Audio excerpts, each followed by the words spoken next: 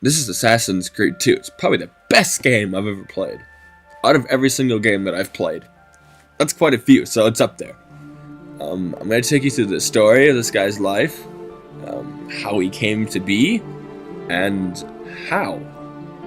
I said how 2 times, I apologize, but I hope you enjoy, and I have an intro that I made for a music video, so please, enjoy.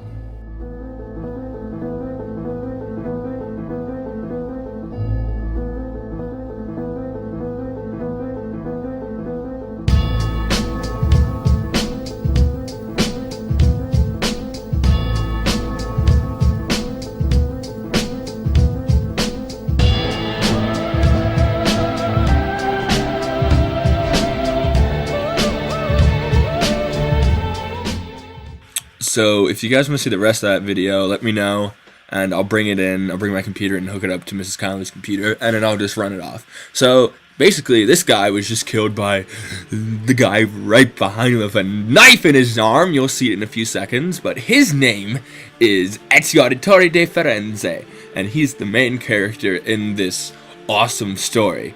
And he's gonna get chased, and then he's gonna do some parkour and dodge a knife, and stab this guy, and then grab this guy's speary thingy, and then he's gonna punch him in the face, and then he's gonna run away. I don't know why, he just does.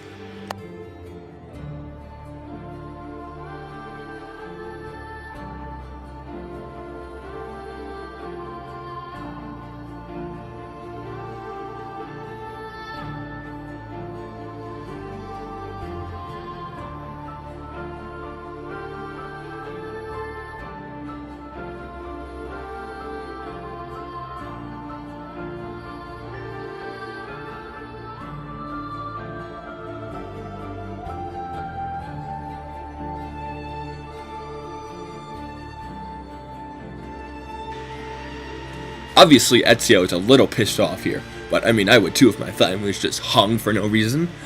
Now, I'm gonna take you through the story now, like the full story, and I'm gonna have video playing in the background so you just have something to look at, because honestly, just looking at pictures and other stuff is kind of boring.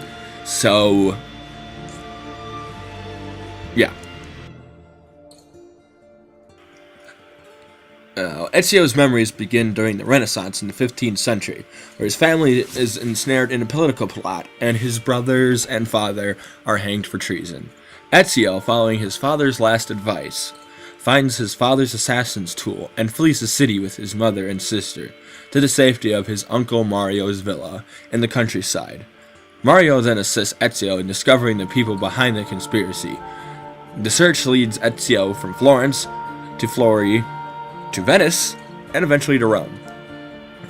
He identifies and assassinates more and more political figures. Ezio gains several allies, including Niccolo Machiavelli and Leonardo da Vinci. Yes, Leonardo da Vinci, the painter of the Mona Lisa, and the famous flying machine which you can control in this game, which is awesome. And they help Ezio improve his equipment, using schematics found in the by Altair's Codex pages, which were Altair was the earlier assassin who you played in Assassin's Creed 1. It was back in 1241 around, and I didn't like it. The colors were too dark, and the story was great and everything. I'm not going to explain it because that would destroy another game. I'm already destroying one, but yeah, he leads these codex pages where you can upgrade stuff. Yes. And Ezio eventually identifies the mastermind of the plot, the Spaniard Rodrigo Borgia, who ultimately sought to bring down the Medici family in Florence with the help of the Pazzi family and the Doge of Venice. Ezio finds Borgia in possession of the apple, a similar piece of Eden that Altair, recovered centuries ago, and learns that the Borgia believes himself to be a prophet and will lead the Templars to find a fabled quote-unquote vault. Ezio is able to confront Borgia with the help of his allies and recover the apple, and the Borgia flees before he can be killed. Ezio's allies reveal that they are all assassins, and see Ezio as their prophet, allowing him to join their ranks. If you're wondering, yes, that was a gun, and yes, that guy is dead. Now, continuing on with the story and more pictures and video, several years of Ezio's memories are inaccessible from the Animus, and Desmond can only revisit those starting in 1499, where Ezio and the assassins planned to attack Borgia, now Pope Alexander VI, at the Vatican City. Ezio corners Borgia and strikes him down, but refuses to kill him, as he knows it will not bring back his family. Ezio uses the apple and the papal cross, which is also a piece of Eden, and discovers the entrance to the vault. Inside, he is confused when a holographic figure calling herself Minerva appears. Speaking directly to Desmond and those monitoring him in 2012, she explains that she was part of a far more advanced society that initially coexisted along with the early humans on Earth before they faced each other in war. A global catastrophe occurred that nearly wiped out both sides, and the survivors joined together to construct temples across the Earth to allow humans to prevent a similar catastrophe in the future. Before the hologram disappears, she warns Desmond, by name, that the rest is up to you.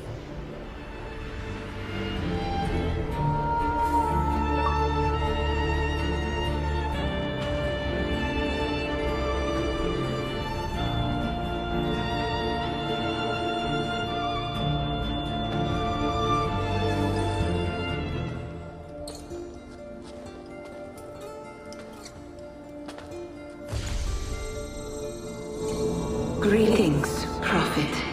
It is good you have come. Let us see it, to give thanks.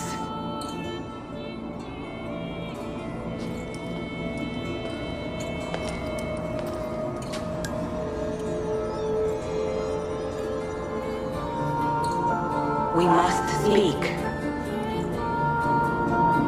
Who are you? Many names. When I died, it was Minerva. Before that, Merva and Mera, and on. The others too. Juno, who was before called Uni. Jupiter, who was before called Tinia.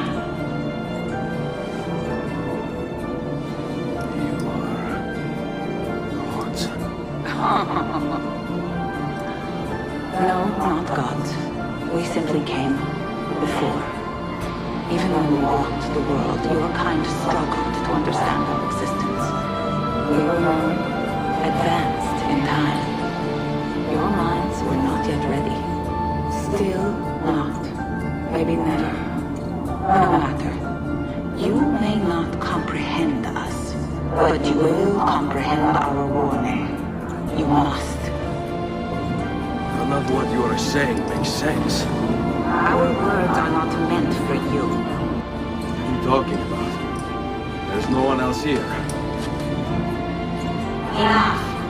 I do not wish to speak with you, but through you.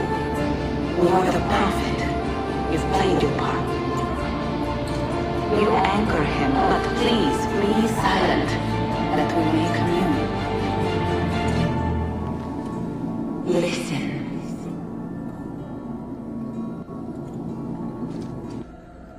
When we were still flesh, and our home still whole, your kind betrayed us. We who made you. We who gave you life. We were strong, but you were many, and both of us craved war. So busy were we with earthly concerns, we failed to notice the heavens. And by the time we did, the world burned until naught remained but ash. It should have ended then and there. But we built you in our own image. We built you to survive. And so we did. You were our numbers. Your kind and mine. It took sacrifice, strength, compassion. But we rebuilt. And as life returned to the world, we endeavored to ensure this tragedy would not be repeated. But now we are dying, and time will work against us. Truth turned into myth and legend. What we built, misunderstood. Let my words preserve the message and make a record of our loss. But let my words also You must find the other temples, built by those who knew to turn away from war. They worked to protect us, to save us from the fire. If you can find them, if their work can be saved, so too might this world. Be quick, for time grows short, and guard against the cross, for there are many who will stand in your way.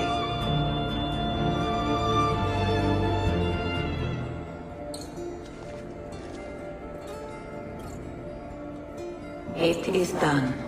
The message is delivered. We are gone now from this world. All of us. We can do no more.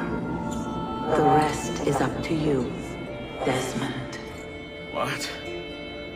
Who is Desmond? I don't understand. Please, wait. I have so many questions.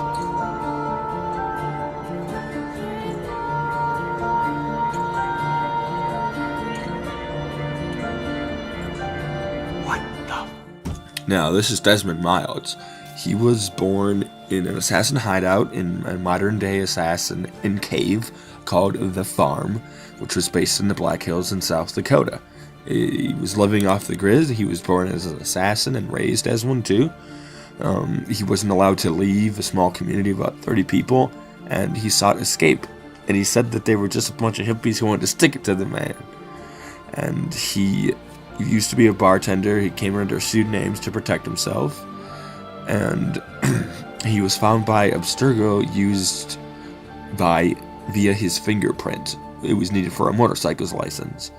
And they captured him and started using him for the assassin, for his memories, to get that apple of Eden.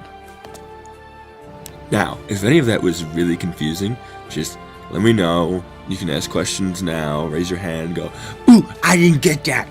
And I'll explain everything for you in real time, right next to you, as easily as possible. Thanks for watching, and tune in again next time for Assassin's Creed Brotherhood, if I do that. Thank you.